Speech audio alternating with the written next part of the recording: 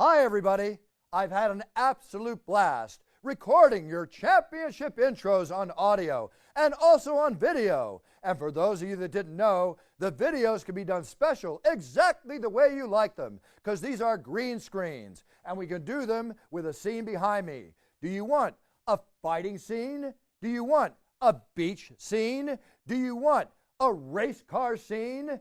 Any scene you want, we can give it to you. It's your theme and my pleasure. Just write our offices and we will answer you with the exact fee involved and how it'll get done.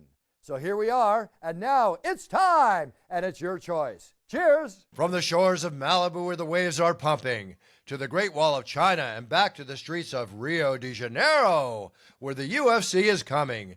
We are live. This is It's Time Radio, the show where we talk about what you think about but may be afraid to voice. Do not worry, we'll voice it for you. We talk about it all. Sex, drugs, rock and roll, fighting, entertainment, TV, politics, you name it, we talk about it.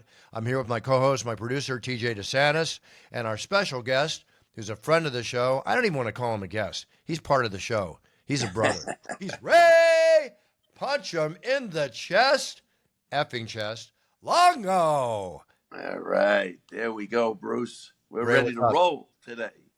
Yeah, I know, ready to roll. We got some things to roll about and talk about here too, Ray. TJ, everything good with you? Yeah, things are great, Buff.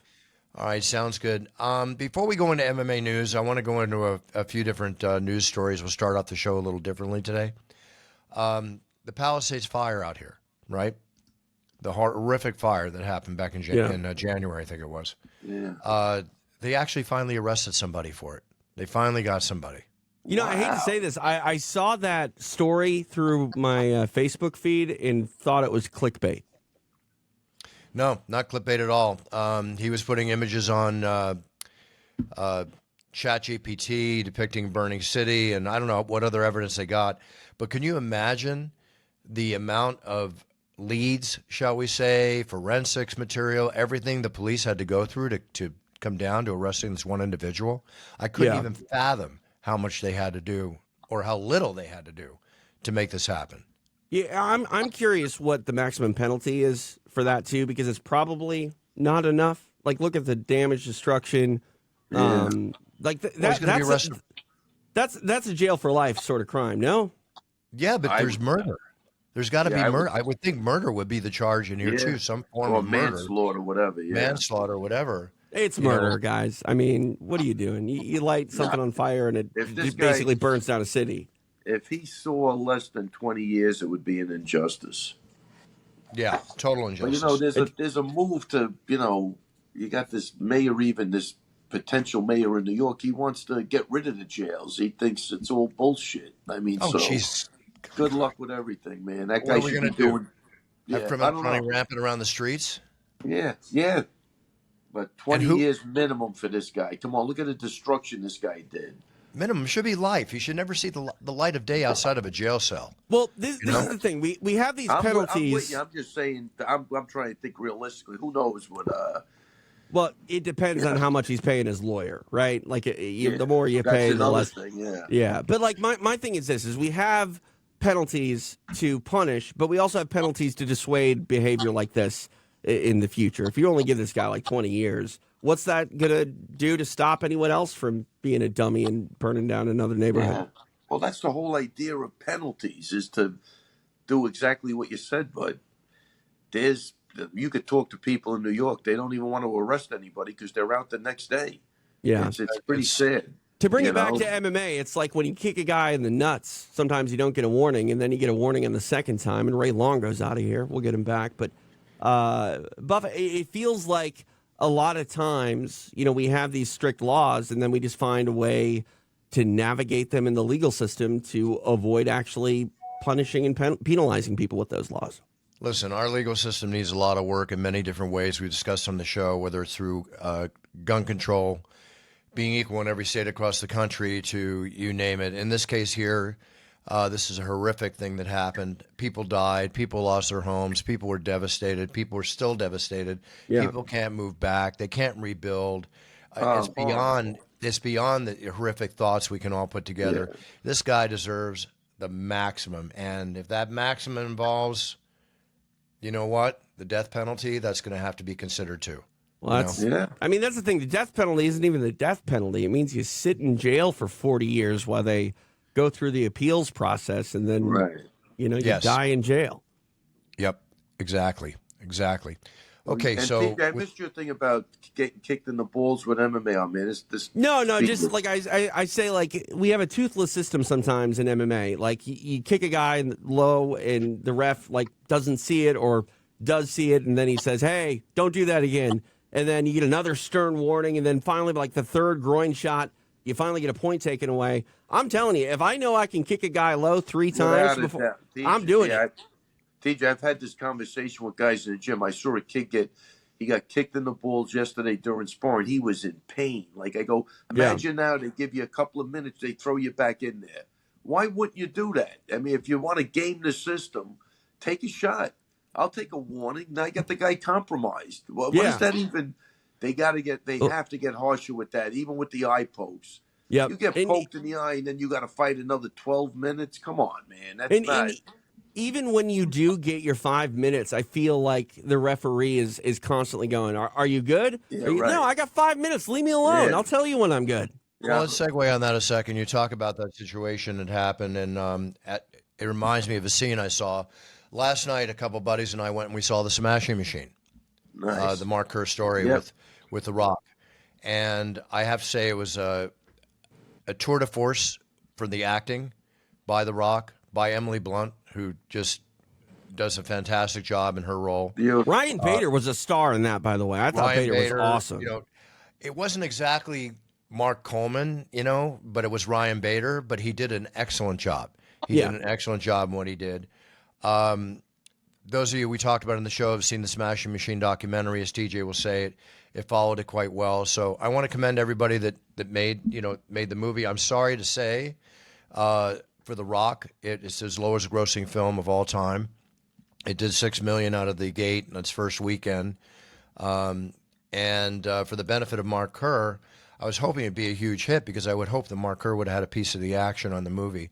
But I think it'll do when it gets out of the theaters and it gets into the apps that show this, the Fandango, the streaming platforms. Yeah, I think it'll do very, very well. A lot of people will watch it. But it's a tour de force as far as acting is concerned. I don't know how Hollywood works, Buff. You're much more plugged into that. But, like, you kind of had to expect maybe not a huge turnout because it is such a departure from what we've seen The Rock do throughout his career. It's a much more dramatic film, and people maybe weren't ready for that. But I thought he did a phenomenal job. The way that he embodies Mark Kerr and actually adopts some of his vocal tendencies and patterns. There's a little bit of an accent. I didn't think The Rock was capable of that. He did. No, I've always said The Rock has a very wide range because if you've seen some of his past films, and I know TJ, not picking on you, you don't see all the movies that come out, but if you see all the films that The Rock has made where he's gotten away from the action star, he's actually played a dramatic role before. He's played like a fey character, a little effeminate character. Right. He did Jumanji. He has a range. He definitely has a comedy range. There's no question. Yeah, and I think today with the movies, man, it's not like it used to be either. Everybody waits for stuff to come so they don't go to the movies. The movie experience is nowhere near what it was when we were growing up, Bruce. Well, that was like a huge event to go to a movie, and you saw 2 movies. You know what I mean? But now it's so different. If the media doesn't get behind you and they pump it the right way, or the distribution is out, you're not going to get the numbers. You know what I mean? You see some of the movies they rally behind, you don't even want to look at them. This is a good movie, and he's got to get people. They got to push. I'd never heard any press on this movie outside of the MMA community. Nothing. Yeah, it got press as far as reviews. It got press as far as when he was doing his premieres and his screenings and such as that. It got good reviews too. It's not like they were bad reviews. Like no, it got excellent reviews. Yeah, the turnout doesn't actually reflect what the Rotten Tomatoes score is and what the critics are saying. MMA has not really proven itself to be a huge draw movie-wise. Here Comes the Boom did well. Oh no, but Here Comes the Boom. Warrior, I forget how Kevin, that did. He was disappointed on what that movie did. And that's too bad. That's a great movie.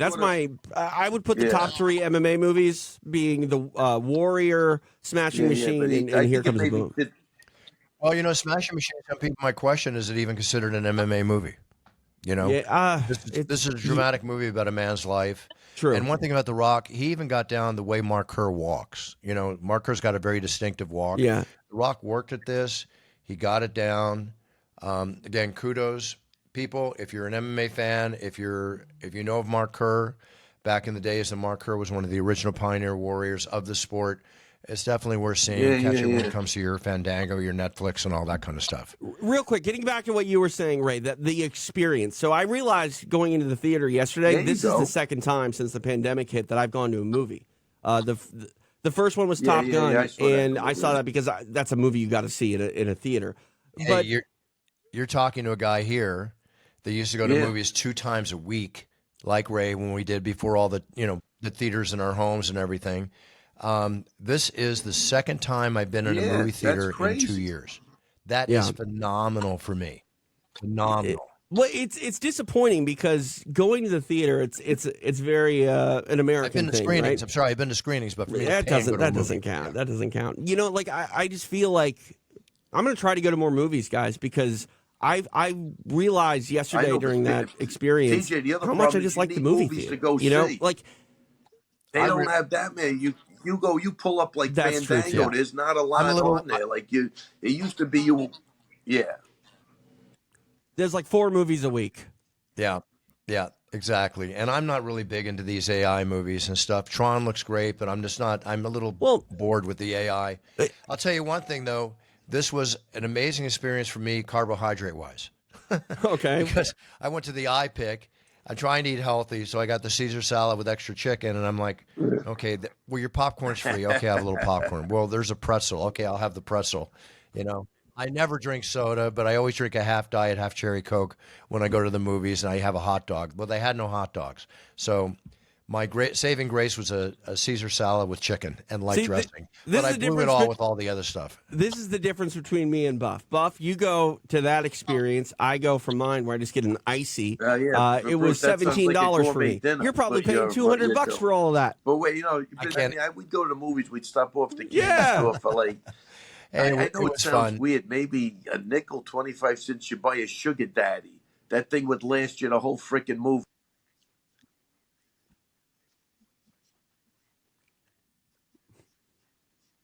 Oh, yeah. Ray, if you're going to talk about past experiences, I used to go to school when I was a kid. My mom gave me, what did she give me? $5 or whatever. And I don't even know. I used to get a steak sandwich. This is in Philly. Steak sandwich, a soda, and have money left over to play pinball. It was maybe even less than $5. Yeah. Crazy. I mean, it's $15 through the door at the theater now. And I think my icy was more than half of that too. So I probably spent like $25, but like, I don't know, Buff. It is weird. The movie theaters are awesome though. I had never been to this theater before. There's like a recliner. They're trying to make me fall asleep during this thing. It's very cool. Speaking of falling asleep, I think Ray froze. Yeah, we'll try to figure that out. He'll come back here in a moment. But all right, let's see if we get Ray back on here. Yeah, let's just keep rolling because I don't. He might not come back. We'll figure it out. All right, text him. Get that man on. I got to talk to him about some stuff. I know. There's lots of things to talk about. Well, EA, the company that owns the UFC video game.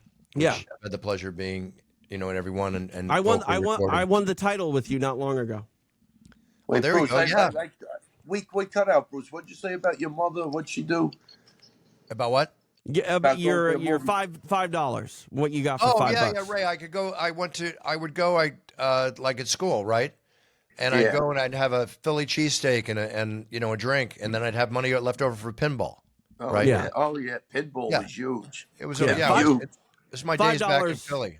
$5 doesn't get you a soda anymore. Pinball was huge back then. It's huge today. And in retrospect, a lot of the old games are still out. But I was just talking about the fact that EA, the company that made UFC video game, they just sold for $55 billion. Wow. Right? And that's on the back of their Madden series, and their college football game is back. Like, there's huge money. What's crazy to me, though, guys, about that is the games don't change that much year to year. It's largely the same game with new skins on the players and athletes, and credit to them for making it happen. But it's hard for me as a guy who is a little more cheap, if you will, in my 40s. to spend $70 year after year for largely the same video game. Well, the big game coming out now, for which I think is not very good for kids, is Grand Theft Auto. They got all that coming out. Yeah. Call of Duty just came out with the new game. So video games are huge. There's no question. Yeah. Speaking of huge, you own any gold, Ray? No, I do not. Really? I thought you'd be a gold chain guy. No, Maybe not out in gold, public. We're talking gold chains. I think you have some gold chains chains. back I home. got a couple of those. Yeah. My Rolex is Yeah, my I Rolex is gold. Italian in Jersey, for God's sake. Yeah. No, Wow. gold hit $4,000 an ounce Wow. for the first time ever. I know, it's crazy. It's crazy, which is great.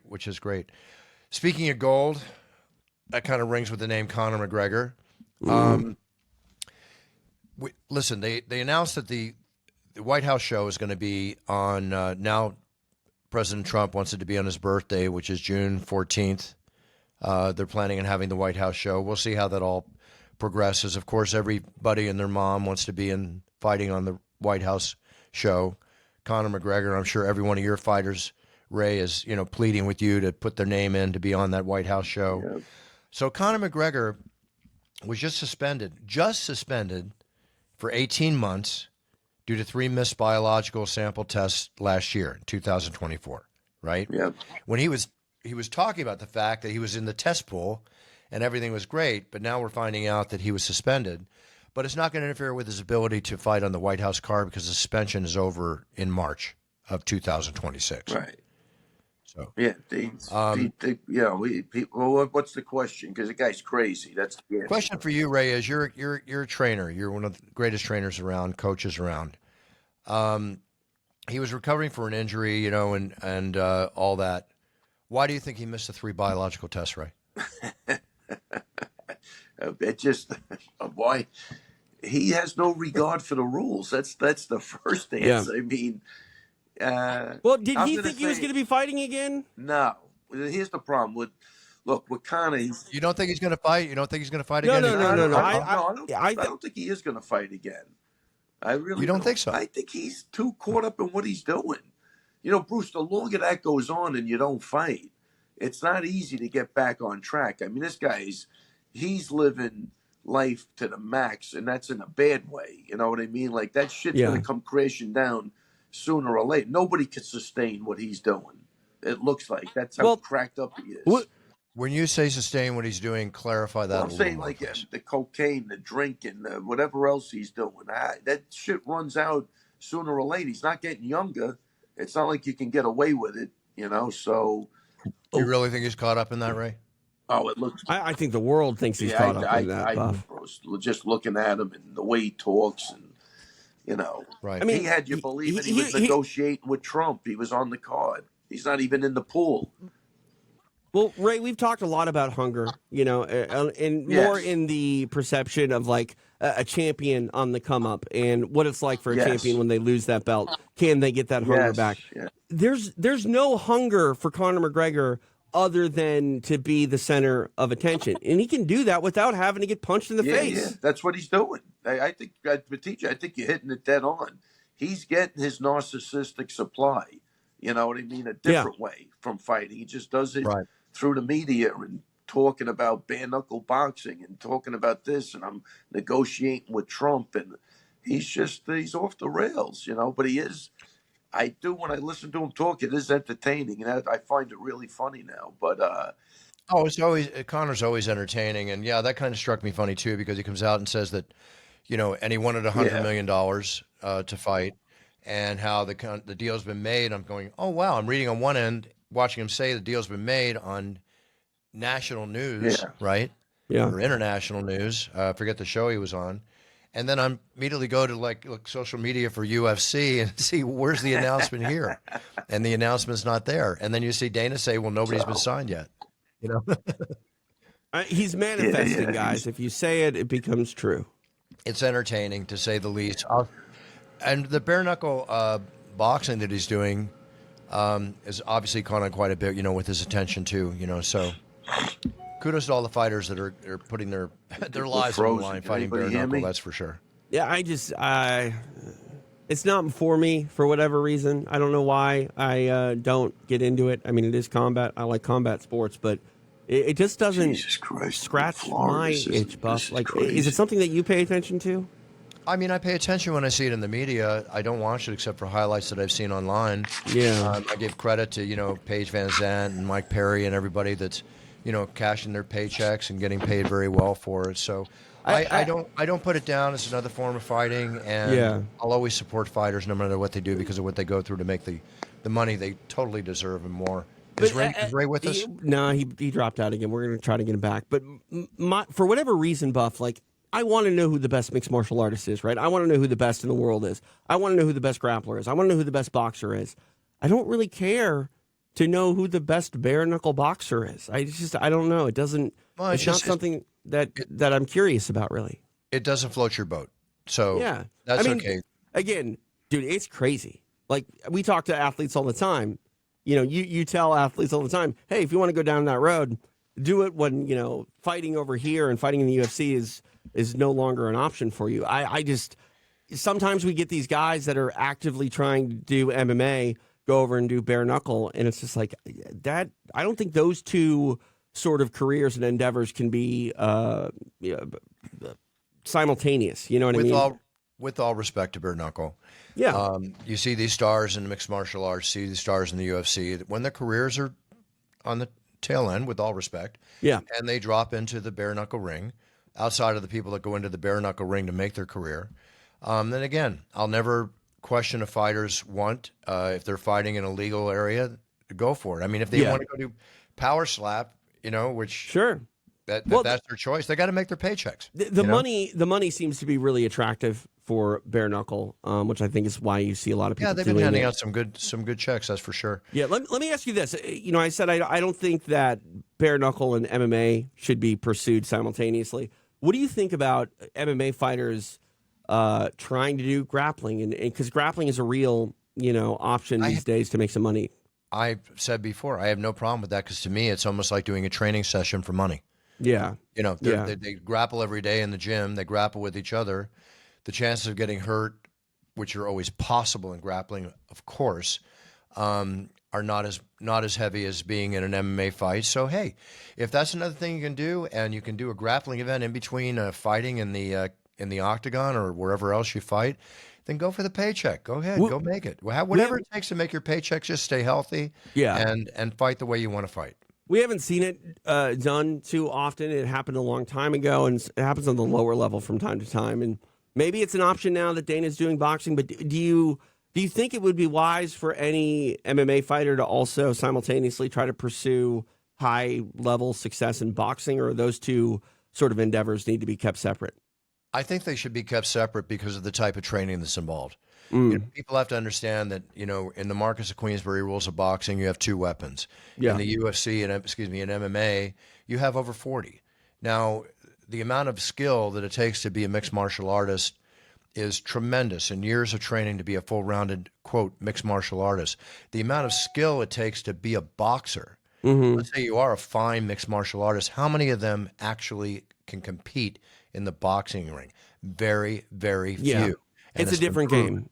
It's a different game, and you need to concentrate on the sweet science to be a fighter in the sweet science. Example given, Jake Paul calls out, Tyron Woodley, who, had good hands, and some other people, but they didn't perform well, Yeah, it's just different. Boxing. Yeah, and I think being a bare knuckle fighter, he didn't perform well at boxing. Well, and I know there are just subtleties. There are subtleties in the technique, but I do believe that when you're focusing on boxing, it's only going to harm your MMA game, and vice versa. You have to approach it so much differently. Do you want an apple or you want an orange? Yeah, and I don't want both at the same time. I'll tell you that. Well, it's not quite that bad, but I got you. I got what you're saying. I don't want apple orange juice. Yep. I wanted to talk 320 with Ray. Is he gone? He's on the road. I'm just basically letting him do his thing. There's nothing that I can do from my side other than tell him to get back in. So he's trying. Well, I saw Ray at 320. 320 was a hell of a show in Vegas. Yeah. I did not. here's a big thing. I want to make something clear. It came out on social media, and people were wondering why I did not say one and only for the great Alex Pereira. You already did it once. Huh? You already did it once. I did it once, and he lost, with all respect. Yeah. But now he's regained the championship belt. Boy, did he ever. And he's proven that he's just one of the kind fighters that he is. Yeah. So watch how I introduce him next time. But it's not. Yeah. Yeah, it's like it's not that he didn't deserve it. It's a matter of what's right for the moment. Right. No, exactly. Yeah, like Conor McGregor, he gets the one and only because he truly is a one and only. Jon Jones gets a one and only because he's undefeated and truly the GOAT. Yeah. Or one of the GOATs. Yeah, yeah. And Pereira now, if he's going to fight, for the light heavyweight championship again, is he going to fight heavyweight? He's capable of both. Of course, it's all about the powers that be and his working with, Dana and everybody else. He's got to get over that injury on his foot, which could be a nagging injury unless he heals it 100%. So we'll see what his next fight is. I will say one thing. Yuri Prohaska is an absolute monster. That was a crazy fight. He's a one-of-a-kind fighter. I mean, when you look at what he does when he's not in the octagon, swimming under the thick ice, going in the forest for days alone. I mean, this is crazy, man. Yeah, but he's really cool. He's very He's nice. a martial artist, Buff. He's a martial artist. He's a martial artist personified. Yeah, absolutely. Getting back to Poatan for a brief moment, his legacy going into the Ankalaev fight the first time was already cemented as one of the best ever. Yes. But for him to come up short and then come back the way that he did, his legacy is going to be better for having lost that Ankalaev fight and then this performance. Like, what a huge thing for him. Because, I mean, he's 38 years old. A lot of people looking at him going like, all right, the door is going to close. Father Time's going to catch up at any moment. And, for some, they thought that moment was that first Ankalaev fight. And then he comes out and just steamrolls the man. Like, I don't, what can you say? Like, he's one of the most intriguing stories that I can recall of, successful UFC stars in the last 5 to 10 years. It's a real life Rocky 3. Yeah. Right? Yeah. But in a Rocky film, they wouldn't have the rematch be that dominant because that doesn't make for good film. But man, that was an amazing experience seeing that. Yeah.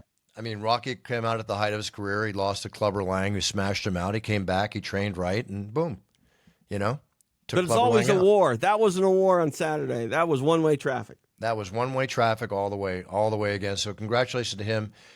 Merab Dvalishvili. Hang on, real quick on Poatan. What would you like to see him next? You mentioned the options. There was some talk potentially, we need to send our condolences to the Jones family for their loss. It sounded like he wanted to call out Jon. People are talking about respect. that. 100%.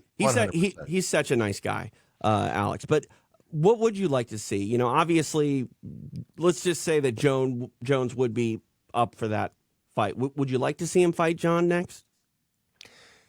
Yeah, I mean, again, with all respect to Jon and what he's going through right now, it's like we need to just keep him a little quiet as it is. Yeah. But again, obviously, we'd all love to see Jon fight Pereira, but I really feel that Jon should fight Aspinall. Yeah, I mean, he's a heavyweight. Jon's not going to go back down to light heavyweight with all the work. No. If Poatan fights Jon, it's going to be at heavyweight. Yeah. Well, listen, would I like to see it? Absolutely, because it just more further cements his position as being one of the finest upcoming GOATs ever, Pereira. Yeah. And Jon, he's even mentioned that's a more interesting fight to him. Mm-hmm. So I'm fine with that if that happens. But I really think that he should stay and dominate the light heavyweight division. Yeah, and there are contenders there. Carlos Ulberg, that's a great fight. Even Yuri, I understand Yuri's already faced Pereira, but man, you can't really go wrong if you put Alex in there with anybody. They're getting better at this evolutionary process of both these fighters. They're getting better and better, so there's no problem if Yuri fights him. So we'll see. I personally would just like to see Jon's. I want to see him fight Aspinall. Yeah, but he's not going to fight. I mean, it's essentially he's retired. And if there's a fight for him that makes sense that he would want, it's probably Pereira. He has something to gain from that. I mean, you're talking about two of the best all-time greats that we've ever seen in the UFC. So if he does move up to heavyweight, I hope it would be Jon, though. Well, the most important thing that I wish for Jon Jones right now and his family is the mourning of his brother Arthur. Yeah, the situation that happened there. It hasn't come out how Arthur passed. That's beside the point. Jon's going through what he's going through, and I just send sincere condolences and best wishes to he and his family. I mean that sincerely. So tough to read that a world-class athlete of that age passes. It's really hard to wrap your head around. Yeah. Actually, it's really hard to wrap your head around anyone passing at 39 years old. Yeah, it's true. It's true. It's very, very difficult. Okay. The UFC's in Rio de Janeiro this weekend. Before we get there, I just want to keep you on track. You were going to talk about Merab. Yeah, Merab. He's cementing his position as being the GOAT in the bantamweight division. Yeah. It still feels like it's too soon to talk about that. When I think about GOATs, Dominic Cruz was so good in that division. Right. But yeah, like Merab, he just will not be denied. Like the nickname The Machine, I hate nicknames in MMA. I think very rarely are they ever actually earned. But the nickname Machine for Merab is just on the nose. Yeah. It's very proper. It's right on target.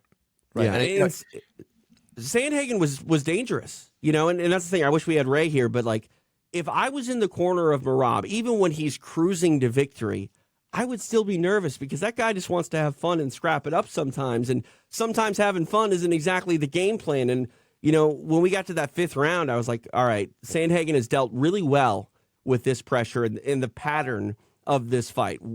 But he was still game and still, like, the scorecards tell a different story when you consider how dangerous Sandhagen was. Like, he could have caught him with a flying knee in the fifth, and it could have been, lights out. But, yeah, that was a great fight. Probably a fight that doesn't get its just due on a card that delivered in so many ways. No question. And, the thing about Merab is, as I always say, as fighters, it's not how you act inside the octagon, it's how you act outside the octagon as well. Yeah. Handle yourself. He's an all-around role model for the sport. Very entertaining.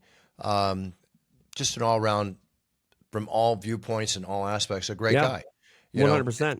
Even his interactions, with Nina, doing what she does when she does them with Pereira and stuff. And, kudos to Nina.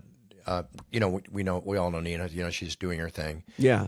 Very entertaining herself, and allows the fighters to show different sides of themselves as they do in other endeavors. And this is one of the things. This is why the sport has grown so strong, because so many of the fans, if not the fans as a whole, they're just not interested in who won, who lost. They want to see what these fighters are like outside the octagon, Well, fighting is not novel anymore, Bruce. We can watch a mixed martial arts fight, 3 or 4 days a week at this point. And while the sport is still fun, and while I still believe that on any given fight card, on any given night, you could see fight of the year, no matter what promotion, no matter where it is in the world, mixed martial arts is capable of having an all-time great performance or great night on any night. But you are correct. We're at a time now where the casual public doesn't really care about two guys getting locked in a cage and throwing down. Yeah, it's entertaining, but you need to know what they're fighting for. And Nina, while she's not maybe the traditional journalist, she allows you to see different folds and different character of certain athletes that she talks to. And yeah, Merab's one of those guys that I think has benefited from that spotlight being on him, where he can show that he's much more than just the machine that we see for 25 minutes. Yeah. And Nina keeps everything relevant. She's been nominated again by the World MMA Awards, the Fighters Only Awards, for Personality of the Year, along with myself. Thank you very much. I'm honored. Joe Rogan and Chael, I think, and others. She's probably going to go ahead and nail it again the second year, because she's so out there doing something, staying in the eyeballs of everybody every week. So kudos to her. So get on there, and if you vote for me, great. But, go ahead, throw her a vote. Throw Joe Rogan a vote. Vote for Buffer. Come on now. He's being modest. Vote for Buffer. I'm just, as the saying goes, I'm just honored by being nominated, and I'm very happy with that. So it's all good. It's all good. Okay, the fight in Rio de Janeiro, Charles Oliveira, Mateus Gamrot, Montel Jackson, Davison Figueiredo. I will not, Vincent Luque and Joel Alvarez. Good, solid fights in the card. I've been getting DMs and messages. Am I going to be in Rio de Janeiro? I've not been in Brazil for a little while now. I'm sorry to say, unfortunately, I will not be there. The microphone duties will be held by Joe Martinez, who will do the fine job as always. But it's an excellent night. Next week, I will not be in Vancouver, but I will be in Abu Dhabi, which is a heck of a show shaping up, and that's going to be really, really good. Switching over to sports, do you know Jerry Jones got fined $250,000 by the NFL? Why? He threw the bird. To who? Something happened. He made an inadvertent, obscene gesture that was caught on film, if I'm not mistaken, and he got fined $250,000. I mean, can you imagine how many MMA fighters oh, God. would be receiving fines like that? This goes to show you how the NFL, and I'm not saying there's anything wrong with it. I actually am okay with it. Okay. Sure. So now if it's not good for the player, that's not good for the owner. And he's been fined. Yeah, you got to, be held to a certain social decorum in the NFL. And obviously the UFC character is a little bit different. They're I'm not saying anything bad. I'm just but I just you know what I kind of like though. If I was a Cowboys fan, Buff, I like that my team's owner is that passionate. Yeah, well, he's passionate, that's for sure. Yeah, a little crazy maybe, but team's got to. He's passionate the way the team's record is. That's what he's passionate about. So anyway, the NFL's been shaping up. I'll get more into the my prime bets of the week as the season goes on because I'm refining it right now. We're only going into, I think, the 6th game. Real quick, I got a question for you, Puff. Yeah. So college football is now being changed. The landscape. The payers are able to make money off their name and likeness. Millions. Right, but at the same time, they're not really getting paid off their names and likeness. Like booster clubs are giving them money, and that's why they go to certain universities. I was listening to a podcast today about if we ran the NFL similar to European soccer, and if you look at these college teams, there's 100 and some odd in Division I football. What would you think about a tiered system where these athletes in college played for these college teams, these athletes in the NFL play for NFL pro teams, but we made it so if you're the 0-17 team in the NFL, you're going to get relegated to the Division I college football scene, and vice versa. If the University of Alabama, wins the national championship, they would be promoted to the NFL. What do you think? I don't quite understand your question. So the top college teams would end up going to the NFL. The lowest tiered NFL teams would end up going to the college team. Don't think about schools. Schools have nothing to do with it anymore. You don't have to be a student. It would be saying that Ohio State or Oregon could be in the NFL if they won the national championship. So, like in European soccer, there's the Premier League. Below that is the championship. Below that is League One. Below that is League Two. Below that is like the National League, where you just play to try to get promoted. Because here's my problem. When your team loses their quarterback and you lose 7 games in a row, they're still going to play the rest of the season, but those guys really aren't playing for anything. Here, with relegation, these NFL teams would risk losing their television rights deals and all the money that comes in there. Yeah, it's probably not going to happen. But what would you think about that? I think it's too far-fetched. I don't think it's that far-fetched, Buff, because we have all the money in place, all the deals that are in place. We have this in Europe. Relegation is a common thing. It's been going on. Those are all pro teams, aren't they? They're not collegiate. So let me ask you this. So the guy that's playing football for Ohio State, he's not a professional? Making $6 million off his name and likeness. He's a professional, but he's in college. Okay, that's what I say. You're still talking about these soccer players are not in college. You're still talking, Buff, you're still talking about the college thing. I told you to get rid of that. Get rid of that. Maybe the college teams are just the owners of the teams at this point. Okay? Yeah. All right, I got you. Once you introduce professionalism into college football, it's no real longer about grades in schools. It's not. Yeah, I know. I just think there's such a different level going from college to the pros. But it wouldn't be. I understand your concept. It would change. It would change. I got it. It would change a lot. You could have 4 tiers of college football before different leagues, and the NFL would be the supreme Premier League, if you will. I think there's something that should be said about that.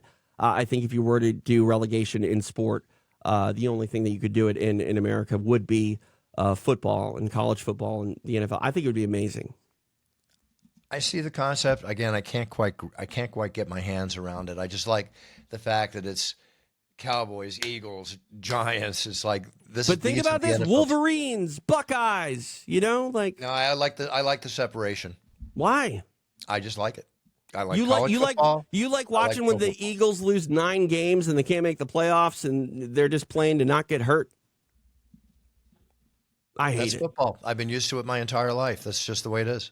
I'm going to give you a link to a podcast. It's called Freakonomics Radio. It's really a good podcast. It's kind of a nerdy one. They talk. I mean, the whole thing's based on economics, but sounds like professional conspiracy theory. But I'll it's not a conspiracy theory. It's just I'm just terming it that. Thinking about the idea of what that would look like, and I love it. I mean, during the pandemic, I became a pretty big European soccer fan through their video game, and there's just something fun about every game matters. Every game matters. In the NFL, a few games matter, not every game.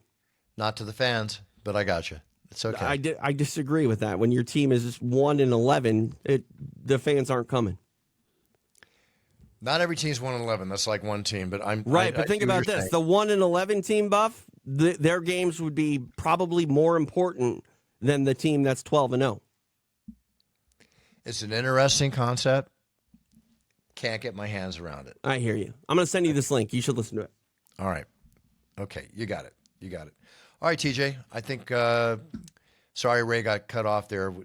He's on the road. He's got a guy fighting on the CFFC tonight, which is live on UFC Fight Pass. Hopefully, this gets up today. I think we're going to get it up today, which is Friday. So check that out.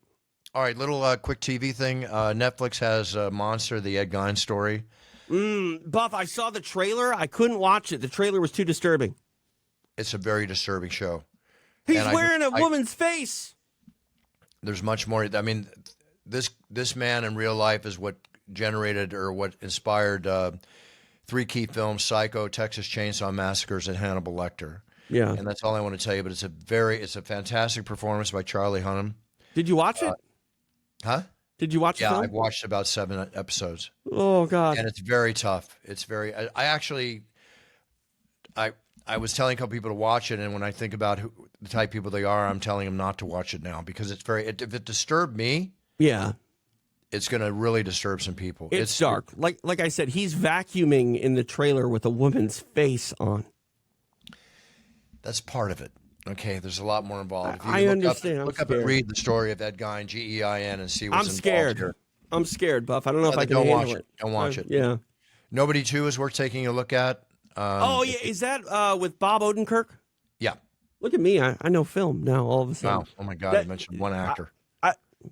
Easy now, Buff. I thought it was progress. Now you're trying to shoot me down. That's progress. We'll give it to you. I like Nobody Won. So, and I didn't think Bob Odenkirk would be good in that role because he's not like sort of a badass. But he did an excellent job, and he definitely did. It's worth the look. If you haven't seen it, but see Nobody, the first one, Nobody, before you watch it.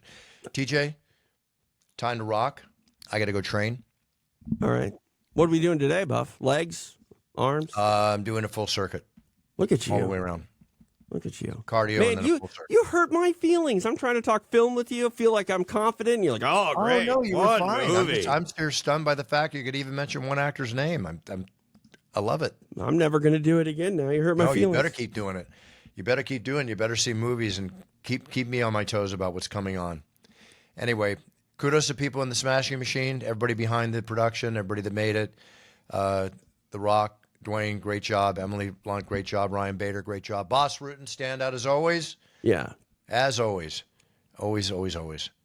All right, TJ, please, what's up? I don't know. Nothing's really going on this weekend for me. Next week, I don't know. But I woke up Friday morning, last Friday morning, 9 a.m. I didn't go to bed until 1 a.m. on Monday morning. I've never gone that long without sleep.